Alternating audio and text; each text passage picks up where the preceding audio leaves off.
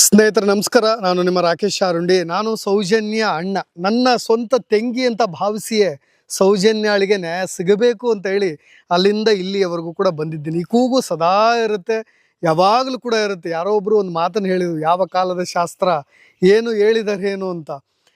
ಎದೆಗೂ ಕೂಡ ಮಿಗಿಲಾದಂಥ ದನಿಗಿಂತ ಇನ್ನೊಂದು ಶಾಸ್ತ್ರ ಇದೆಯಾ ಅಂತ.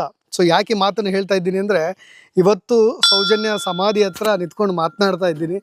ಆರಂಭದಲ್ಲಿ ಈ ಹೆಣ್ಣುಮಗಳ ಆತ್ಮಕ್ಕೆ ಶಾಂತಿ ಸಿಗಲೇಬೇಕು ಅಂತ ಅವತ್ತು ಮಹೇಶ್ ತಿಮ್ಮರೊಡ್ಡಿ ಅವರು ಕುಟುಂಬದವರು ಎಲ್ಲರೂ ಕೂಡ ಸೇರ್ಕೊಂಡು ಇಲ್ಲೊಂದು ಅವಳ ಪ್ರತಿಮೆಯ ಪ್ರಾಣ ಪ್ರತಿಷ್ಠಾಪನೆ ಅಂತ ಹೇಳ್ಬೋದೇನೋ ಇದಕ್ಕೆ.